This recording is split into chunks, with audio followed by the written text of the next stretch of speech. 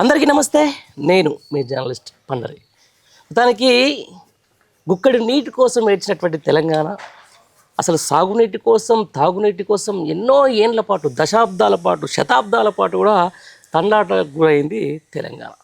ఈరోజు చూస్తున్నాం మనం ఎక్కడో 230 నుంచి 250 కిలోమీటర్ల కాళేశ్వరం పంపుల నుంచి ఈరోజు భువనగిరి ప్రాంతం నుంచి అట్టడుగు లాస్ట్ వరకు మొత్తానికైతే ఒక తెలంగాణ గుట్ట లాంటి భువనగిరి ప్రాంతాలకు కూడా ఈరోజు కాళేశ్వర జలాలు పారుతున్నాయి.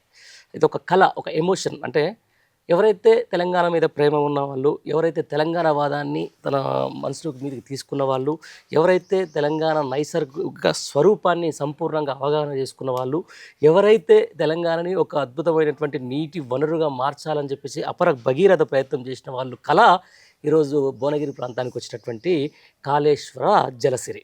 రైట్, చూద్దాం దాని మీద ఏమంటున్నారు. దాని మీద కూడా అసత్య ప్రచారాలు ఈరోజు చెప్తుంటే ఉండగా మనం అబద్ధం లోకమంతా తిరిగే నిజం గడప దాటకముందుకే అబద్ధం లోకమంతా తిరుగుతుందని చెప్పేసి ఒక సామెత ఉంది. ఒక అబద్ధాల పునాదుల మీద వచ్చినటువంటి ఈ కాంగ్రెస్ సర్కారు మరో అబద్ధానికి తెరలేపింది. అసలు అది కాళేశ్వరం జనాలే కావని చెప్పేసి కూడా ఒక విష ప్రచారానికి ప్రయత్నం చేస్తాం. రైట్, దీని మీద మనతో మాట్లాడేందుకు తెలంగాణ ఉద్యమకారులు, బీఆర్ఎస్ పార్టీ నాయకులు, అలాగే అందరికీ తెలుసు ఆయన సోషల్ మీడియాలో కానీ దాంట్లో కానీ పలు అంశాలకు సంబంధించి దాని మీద పలుసార్లు కూడా ఆయన గలమెత్తినటువంటి వ్యక్తి మొగుళ్ళ శ్రీనివాస్ గౌడ్ మనతో ఉన్నారు. ఆయన అడిగి మరిన్ని విషయాలు తెలుసుకునే ప్రయత్నం చేద్దాం. ముఖ్యంగా నీటికి సంబంధించిన తెలంగాణ ఉద్యమకారుడిగా అన్న నమస్తే.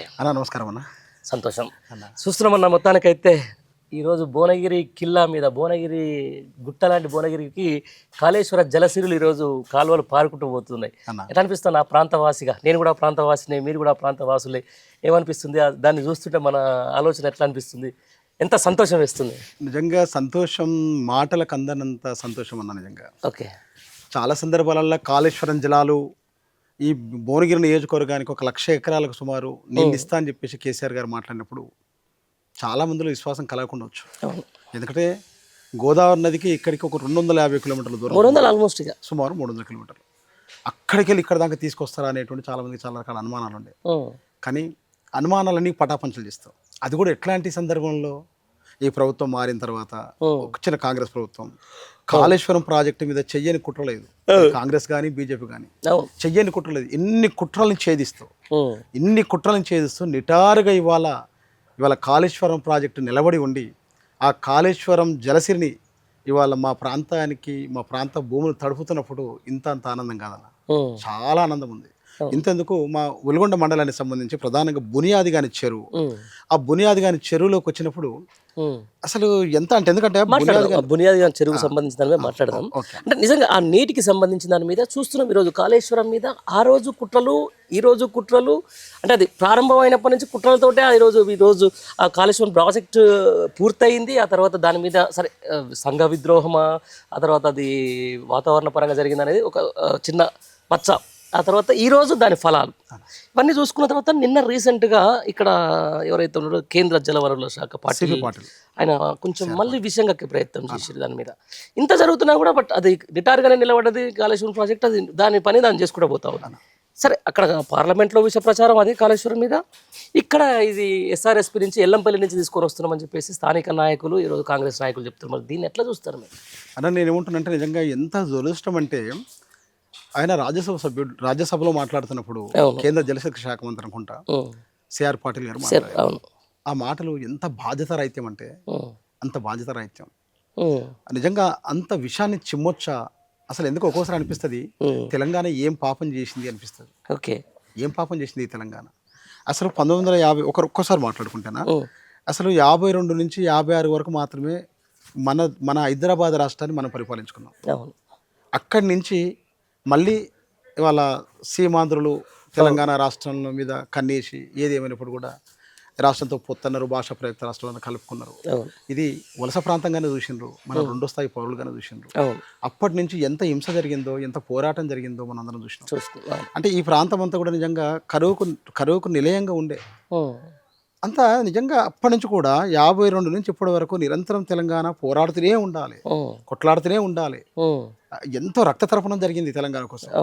ఇప్పటికి చూడు, కాళేశ్వరం ప్రాజెక్టు కట్టుకున్నప్పటి నుంచి ఈ 3 సంవత్సరాలుగా ఎంత అసత్య ప్రచారం చేస్తున్నారు. ఒక దిశ కాంగ్రెస్ పార్టీ, ఒక దిశ బీజేపీ కూడా.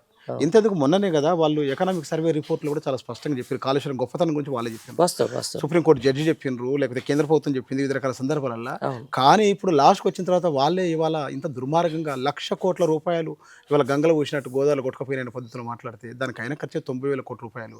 కానీ ఎట్లా మాట్లాడతారు? ఎంత బాధ్యతారాహిత్యం అది. ఇది బాధ్యతారాహిత్యమే కాదన్నది కుట్రపూరితమైనటువంటి నేరపూరితమైనటువంటి ఆరోపణ ఇదంతా కూడా. ఎట్లా కరెక్ట్ అవుతుందన్న? దాంట్లో ఎన్ని రిజర్వాయర్లు ఉన్నాయి, ఎన్ని కాలువలు ఉన్నాయి, ఎన్ని టన్నెళ్ళు ఉన్నాయి, ఎన్ని పంప్ హౌజులు ఉన్నాయి, ఇవన్నీ కలిస్తేనే కదా కాళేశ్వరం ప్రాజెక్టు.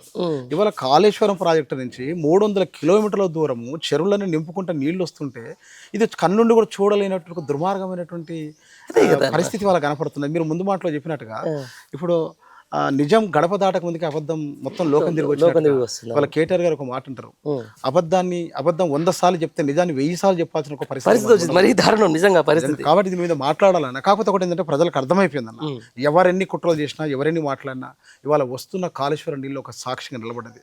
ఇవాళ కేసీఆర్ గారు దార్శనికతతోటి ముందు చూపు ఆలోచనతోటి ఎంత గొప్పగా తీసుకున్నటువంటి కార్యాచరణతోటి ఇవాళ బునియాదిగాని చెరువులు కానీ లేకపోతే మా భువనగిరి ఆలేరు ప్రాంత చెరువులని నిండుతుంటే కాళేశ్వరం ఎలాలతోటి అవి సాక్ష్యంగా సజీవంగా నిలబడ్డాయన్న. వీళ్ళు ఎన్ని కుట్రలు చేసినా, అది బీజేపీ కాంగ్రెస్ కలిసి ఎన్ని కుట్రలు చేసినా ఇవాళ ఇవన్నింటినీ ఛేదించుకొని ముందుకు వస్తాం. ఎందుకంటే దీనికి నిలబడేటువంటి నాయకుడు ఎవరైతే ఉన్నారో కేసీఆర్, ఇక్కడ ఉన్న నాయకుడు కేసీఆర్ ఉన్నాడు, ఖచ్చితంగా ఈ కుట్రలన్నీ తిప్పికొడతాడు.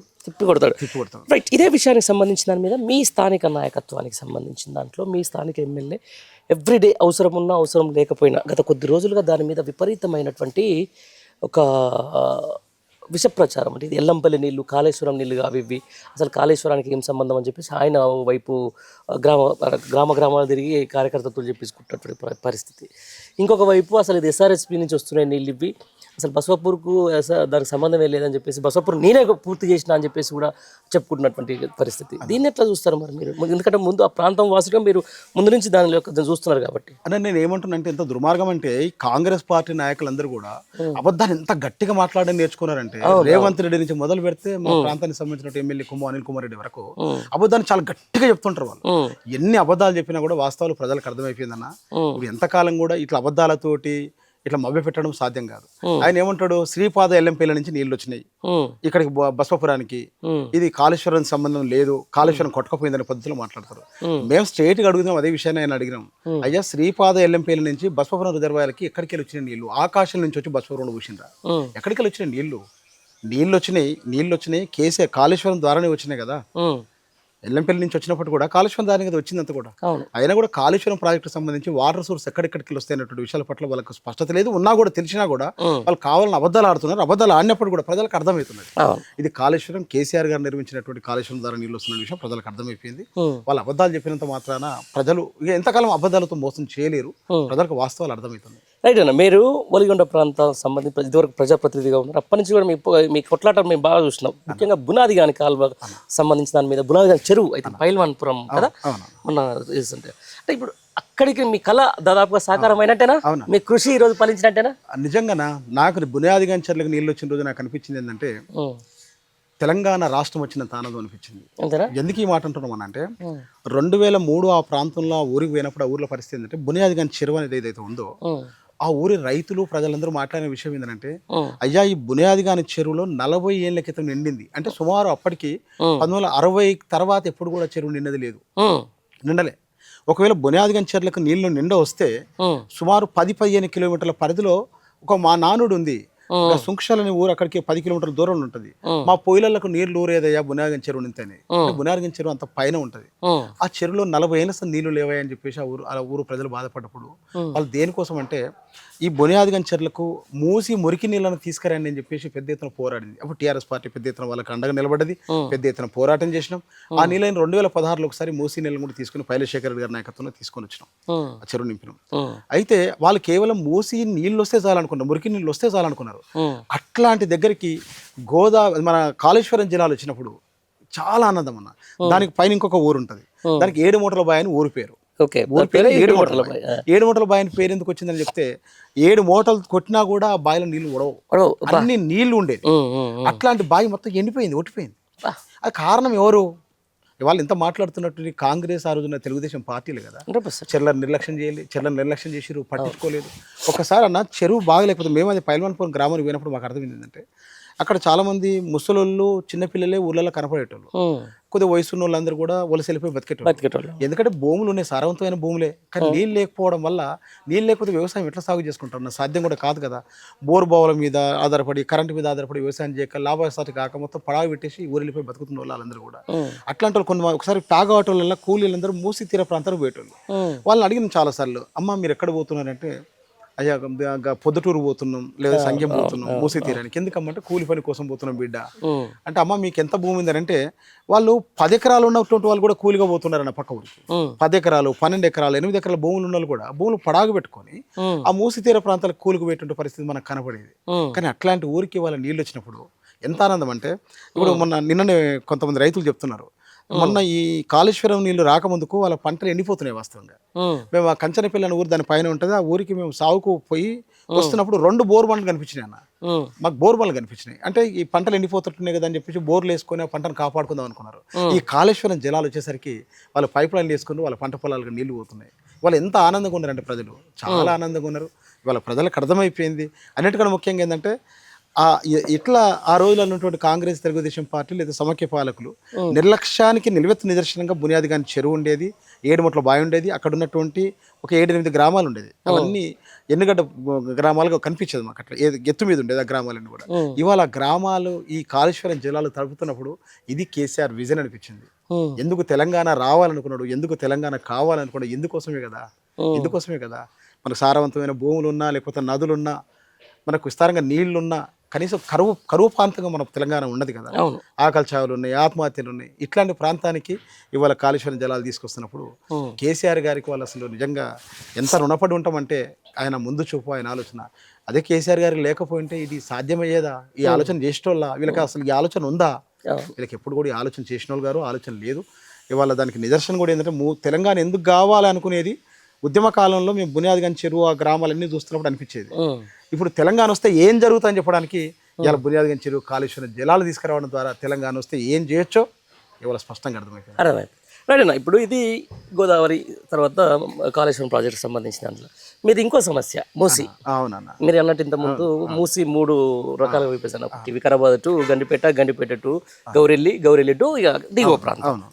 రైట్, ఇక ఏదో మూసి ప్రక్షాళన మొత్తం కథా కార్ఖానా 1,00,000 కోట్లు అన్నారు. ఆ తర్వాత ఇది ఇప్పుడు ఇక అంత పోయింది. అంతకుముందు గాంధీ విగ్రహం అన్నారు, ఇప్పుడు శివుని విగ్రహం కాడికి వచ్చి పడ్డాను, ఏదో గుళ్ళ కాడికి వచ్చింది. రైట్, ఇదంతా ఎప్పటిదైనా ఇక్కడ నిజంగా అక్కడ ఆ ప్రాంతం ప్రజలు ఏమనుకుంటారు ఈ మూసి సుందరీకరణ గురించి? ఏమంటున్నాం అంటే, మూసి సుందరీకరణ అనగానే ఆ ప్రాంత ప్రజలకే కాదు, ఏ ప్రాంత ప్రజలకు కూడా అసలు రేవంత్ రెడ్డి ఏం చేయబోతుందో ఎవరికి అర్థమవుతలేదు. ఫస్ట్ ఆఫ్ ఆల్ అసలు ఆయన సుందరీకరణ చేస్తాడా, పునర్జీవన చేస్తా అంటున్నాడు, అది చేస్తాడా, లేకపోతే ఏం చేయబోతున్నాడు అనేది ఎవరికి అర్థం కాని ఒక అయోమయం ఉన్నది. అసలు నిజంగా ఇప్పుడు మనం చూసినామన్నా, మూసి ఆయన ఎన్నికల మేనిఫెస్టో చెప్పలేదు, సంతోషం. తర్వాత వస్తూనే చాదరగడ్డ దగ్గర ఉన్నటువంటి ఇళ్లను కూలగొట్టే ప్రయత్నం చేసిండు. ఒక సుమారు 200 ఇళ్ళ వరకు టకటక కూలగొట్టాడు. ఆయన బుల్డోజర్ తీసుకొని వచ్చి కూలగొడుతుంటా మనకు అందరు తెలుసు, కూలగొట్టడం మొదలుపెట్టిండు. ఏమనంటే అది మూసి సుందరీకరణ అన్నాడు.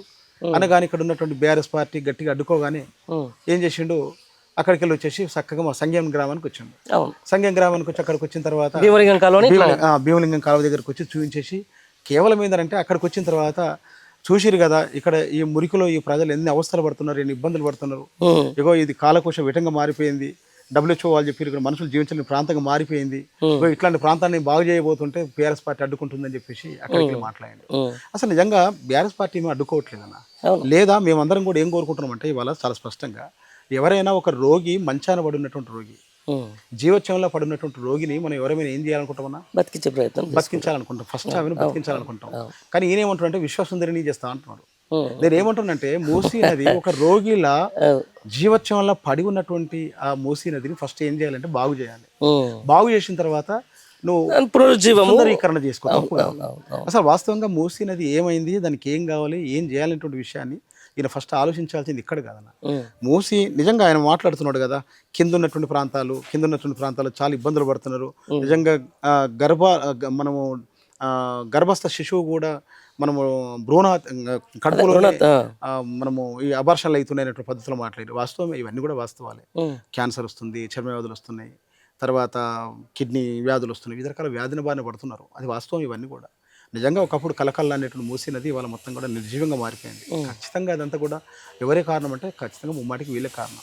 ఎవరు అప్పుడు పాలించినటువంటి కాంగ్రెస్ తెలుగుదేశం పార్టీ ముఖ్యంగా ఫ్యాక్టరీ నుంచి వచ్చిన వ్యర్థాలే కదా.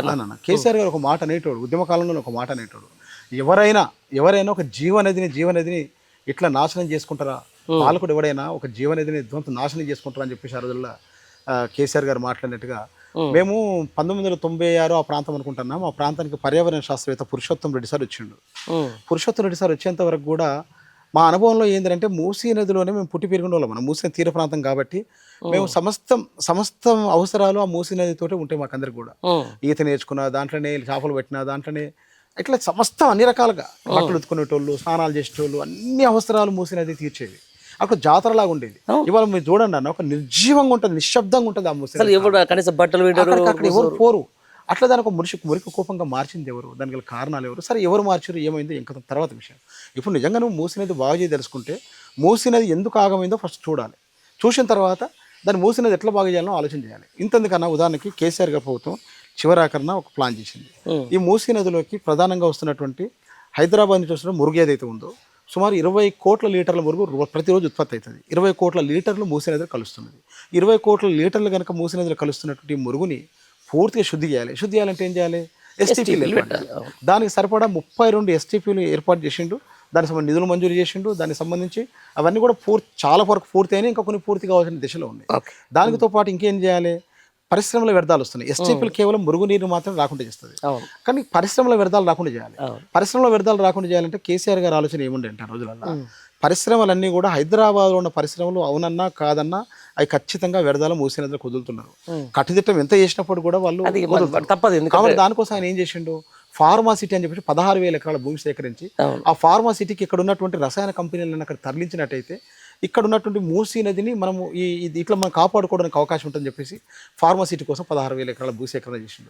ఇవాళ రేవంత్ రెడ్డి ప్రభుత్వం ఏం చేసిందన్న, ముందు జాగ్రత్తలు లేకుండా ఫోర్త్ సిటీ అని చెప్పేసి ఆ కోర్టుకి ఏమో ఒక మాట చెప్తుండ్రు, ఫోర్త్ సిటీ అని వాళ్ళు మాట్లాడుకుంటున్నారు. అలా నేనేమంటున్నాం అంటే రేవంత్ రెడ్డి గారికి, అయ్యా మీకు నిజంగా మా మూసీ నదిని బాగు చేయాలనుకుంటే ఫస్ట్ మూసీ నదిని పునర్జీవింపజేయి.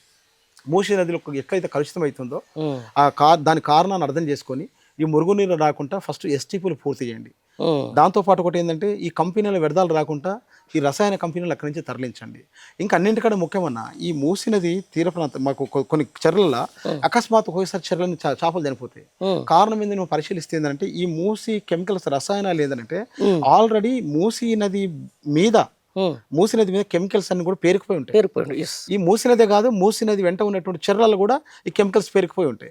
ఎప్పుడైతే ఎండాకాలం ఉందో, ఎండ ఎక్కువైనప్పుడు ఏమవుతుందంటే ఆ కెమికల్స్ అన్ని కూడా పైకి లేస్తాయి. ఈ కెమికల్స్ పైకి లేచినప్పుడు చేపలు మొత్తం చచ్చిపోతుంది. మరి ఇట్లాంటప్పుడు నువ్వు ఏం చేయాలి? చాలా పెద్ద ఎత్తున ఆ మూసీ రసాయన వ్యర్థాలు ఏదైతే కెమికల్స్ మొత్తం ఏదైతే పేరుకుపోయి ఉన్నాయో అవన్నీ కూడా తొలగించాలి. ఇది ఏది లేదు, ఇప్పుడు మూసీలో ఉన్నటువంటి పేరుకుపోయినటువంటి కెమికల్స్ తొలగించాలి. దానికి తోడుగా ఈ మురుగునీరు రాకుండా ఎస్టీపీలు ఏర్పాటు చేయాలి. దానికి తోడుగా ఇక ఇప్పుడు నువ్వు అంటున్నటువంటి కంపెనీలో వ్యర్థ రసాయనాలు రాకుండా కంపెనీలు బయటికి తరలించడం అన్నది చేయాలి. ఈటీపీల ద్వారానైనా శుద్ధి చేసి దాంట్లో వేయాలి. దానికి తోడుగా గోదావరి నీళ్లు ఇవాళ తీసుకొచ్చి మూసీ నదులు పోస్తుంటున్నాం మంచి. ఇవన్నీ అది చేయకుండా నువ్వు ఇక్కడికి వచ్చే సుందరీకరణ అని చెప్పేసి లాస్ట్కు చాదర్గఢ్ దగ్గర అనుకున్నావు, ఆ తర్వాత గాంధీ సరోవర్ దగ్గర అనుకున్నావు, ఆ తర్వాత ఇవాళ తీసుకుపోయి ముక్తేశ్వర ఆలయం అంటున్నావు. ఇవన్నీ కూడా నాకు అందరికి అనుమానం ఏంటంటే, మాకే కదా ప్రజలకు అందరికి అనుమానం ఏంటంటే, నువ్వు వస్తొస్తేనే కొంతమంది ఇప్పుడు కాంగ్రెస్ పార్టీ వాళ్ళు ఏం మాట్లాడతారు, ఉట్టిగానే వాళ్ళు ఏం మాట్లాడుతుంట మూసీని బాగు చేస్తుంటే బీఆర్ఎస్ పార్టీ అడ్డుకుంటుంది. బీఆర్ఎస్ పార్టీ చాలా స్పష్టంగా బీఆర్ఎస్ పార్టీ మొదలు పెట్టింది. ఆల్రెడీ దానికి సంబంధించిన మాస్టర్ ప్లాన్ ఉంది, దానికి సంబంధించి ఎస్టీపీలు మంజూరు చేసింది, దానికి సంబంధించి స్ట్రాటజిక్ నాలా డెవలప్మెంట్ కూడా 1,000 కోట్ల రూపాయలు ఖర్చు పెట్టింది. దాంతోపాటు ఒక ప్లాన్ తయారు చేసి పెట్టింది. దానికి సంబంధించి 535 కోట్ల రూపాయలతోటి 15 బ్రిడ్జీలు ఏర్పాటు చేసింది. ఈ గోదావరి నీళ్ళు తీసుకొచ్చి దీంట్లో పోసిన తర్వాత ఎక్కడికక్కడ ఆగాలి కాబట్టి బ్రిడ్జ్ కిందనే చెక్ డ్యాములు కూడా ఏర్పాటు కోసం ప్లాన్ చేసి పెట్టుకుంది. దానికి తోడుగా ఉందంటే 56 కిలోమీటర్ల పరిధిలో మూసీ నది మీద ఒకటి స్కైవే కూడా ఏర్పాటు చేయాలని ఆలోచన చేసింది. అంటే ఇవన్నీ బీఆర్ఎస్ పార్టీ చేసింది, చెయ్యమని కోరుతుంది. దాన్ని కొనసాగించు. ఇంకా నిధులు 16,000 కోట్లు సరిపో అనుకుంటే ఇంకా కొద్దిగా పెంచుకో. కాకపోతే ఈ నది ప్రజలది, ఏం చేస్తూ చర్చించాలి కదా. దానికి సంబంధించి ఒక డిపిఆర్ లేదు, ఇళ్ళు గోలగొడుతూనే ఉన్నావు. నువ్వు ఏం చేస్తావు చెప్పలేవు, సుందరీకరణ చెప్పట్లేదు, పునరుజ్జీవన ఏం చేస్తావు చెప్పట్లేదు. నువ్వంతా కూడా మాకందరికి ప్రజలకందరికీ ఉన్నటువంటి అనుమానాలు ఏంటంటే, నువ్వు వస్తొస్తేనే బుల్డోజర్ తీసుకొని హైడ్రా పేరు మీద ఇల్లు గోలగొట్టుకుంటూ తిరిగినావు. తర్వాత లగచర్ల విషయం తీసుకొని, ఎస్సీ భూముల విషయం తీసుకొని, ఏ భూముల విషయం తీసుకున్నా కూడా నువ్వు కేవలం హైదరాబాద్లో ఉన్నటువంటి భూముల చుట్టే నీ తిరుగుతున్నావు. నువ్వు రియల్ ఎస్టేట్ మైండ్ సెట్ తోటి తిరుగుతున్నావు. ఇక్కడ కూడా మా అందరి అనుమానాలు ఏంటి అంటే కేవలం నువ్వు మూసీ నది పేరు మీద కూడా నువ్వు చేసేది మూసీని శుద్ధి చేసే ఆలోచన కానీ మూసీని పునరుజ్జీవింప చేసే ఆలోచన కూడా నీకుందని ఎవరు నమ్మట్లేదు. కేవలం దీని పేరు మీద కూడా మూసీ నది తీరం వెంట నువ్వు సుమారు ఒక 5,000 ఎకరాల దాకా సేకరించి అవన్నీ కూడా రియల్ ఎస్టేట్ వ్యాపారం చేయాలనేటువంటి ఆలోచన తప్ప నీకు మూసీని శుద్ధి చేసే ఆలోచన లేదనేది. రెండవది, కేటీఆర్ గారు చాలా స్పష్టమైన ప్రశ్న చేశాడు. నువ్వు మూసీ జోన్ పేరు మీద sorry buffer zone buffer zone లో ఇండ్లు ఉన్నాయి కాబట్టి తొలగిస్తున్నావు అంటున్నావు. ఇండ్లు ఎందుకు తొలగిస్తున్నావు? స్పష్టమైన కారణం చెప్పాలి కదా. అయితే వరదలు వస్తున్నప్పుడు ఆ వరదలకు అడ్డంకిగా ఉంటున్నాయి కాబట్టి తొలగిస్తున్నా అంటున్నావు. మరి అక్కడ నువ్వు ఏం చేయాలనుకుంటున్నావు? ఈ తొలగించిన తర్వాత అక్కడ సినిమా హాళ్ళు, హోటళ్ళు, కట్టాలంటున్నావు. ఇది ఎట్లా కరెక్ట్ అవుతుంది? ఒకవేళ సుప్రీంకోర్టు అనుమతించదు, ఎస్జిటి అనుమతించదు, నువ్వే అంటున్నావు. అక్కడ బఫర్ జోన్ లో ఏది ఉండడానికి వెళ్ళేది అంటున్నావు. మూసీ నది మీద వాస్తవంగా ఈ ఫుల్ ట్యాంక్ లెవెల్ ఎంతవరకు ఉండాలనేది దానికి వాస్తవంగా FTL బఫర్ జోన్ లో మూసీ నదికి ఉండే నదులకు ఉండవు. ఆయన కేటీఆర్ గారు ఒక అద్భుతమైన ప్రయత్నం చేసి ఎక్కడ ఏది లేకుండా నది అంచులను కూడా నిర్ధారణ చేసి దాన్ని మార్కింగ్ ఇచ్చి, అంతమందికి ఏంటంటే కాంగ్రెస్ ప్రభుత్వం ఏం చేసిందంటే బఫర్ జోన్ ఒకటి నిర్ధారణ చేశారు కిరణ్ కుమార్ రెడ్డి గవర్నమెంట్. అప్పుడు కేటీఆర్ గవర్నమెంట్ కూడా బఫర్ జోన్ అని ఒకసారి నిర్ధారణ అయింది కాబట్టి దానికి ఒక చూసి మూసీ నది కాపాడుకోవడం కోసం దాంట్లో ఒక ఆలోచన చేశారు. ఈ మూసీ నదిలో ఒకవేళ బఫర్ జోన్ వరకు తొలగించాలనుకుంటే 10,000 వాళ్ళకి ఇల్లు పోతట్టునేటువంటి విషయం అప్పుడు కూడా అధ్యయనం చేశారు. కానీ ఇంతమందిని నిర్వాసితులతో చేయడం మంచిది కాదు, సరైనది కాదన్న ఉద్దేశంతో ఎవరి ఇల్లు కూడా కూలగొట్టొద్దు, ఎవరిని కూడా తొలగించొద్దు. కేవలం బెడ్ లోపల ఉన్నటువంటి మూసీ బెడ్ లోపల ఒక 1,200 నుంచి 1,400 ఇల్లు ఉంటే వాళ్ళకి తొలగించాలి, వాళ్ళకి మంచి పునరావాసం కల్పించాలంటే ఆలోచన గత ప్రభుత్వం చేసింది. ఈయన ఏంటంటే కేవలం ఏంటంటే అవి తొలగిస్తాడట, ఆ ప్లేస్లోకి హోటల్ కడతాడట, లేకపోతే ఆ ప్లేస్లోకి పెద్ద మాల్లు కడతాడట. ఇది ఏ రకమైన అభివృద్ధి ఉంటున్నాం? అభివృద్ధి పేరు మీద జరుగుతున్నది విధ్వంసం. ఇప్పుడు మూసీ నది తీరంలో బతుకుతున్న వాళ్ళంతా ఎవరన్నా అక్కడే వాళ్ళం లైఫ్ స్టైల్ అంతా ఎకో సిస్టమ్ అంతా దాని చుట్టే డెవలప్ అయి ఉంటుంది. అక్కడ ఉన్న వాళ్ళందరూ కూడా ఏంటంటే అక్కడ హోటల్లో పనిచేస్తుంటారు, అక్కడ ఇళ్ళలో పనిచేస్తుంటారు, అక్కడ మెకానిక్ షెడ్లలో పనిచేస్తుంటారు, అక్కడ పెట్రోల్ బంక్లలో పనిచేస్తుంటారు. అక్కడే వాళ్ళకి జీవనోపాధి ఉంది. అక్కడికి వెళ్ళి అర్ధాంతరంగా తొలగించేసి తీసుకుపోయి ఎక్కడో పడిస్తుంటే వాళ్ళు ఎట్లా బతకాలి? అదే కదా. అంటే ఇదంతా కూడా అభివృద్ధి లేదా విధ్వంసమా? రెండవది ఏంటంటే మేము కోరుకుంటున్నది ఏంది? మూసీ నది తీర ప్రాంతం వల్ల మేము కోరుకుంటున్నది ఏంది? అసలు మేము బాధితులం, నిజంగా మేము బాధితులం. మా దగ్గర TDS ఎంత ఉంటుంది తెలుసా అన్న? 2,000 నుంచి 3,000 ఉంటుంది. మాకు చిన్నప్పటి నుంచి నీళ్ళు ఉప్పు ఉంటేనే తెలుసు, చాలా తీవ్రమైన గాఢత ఉంటుంది.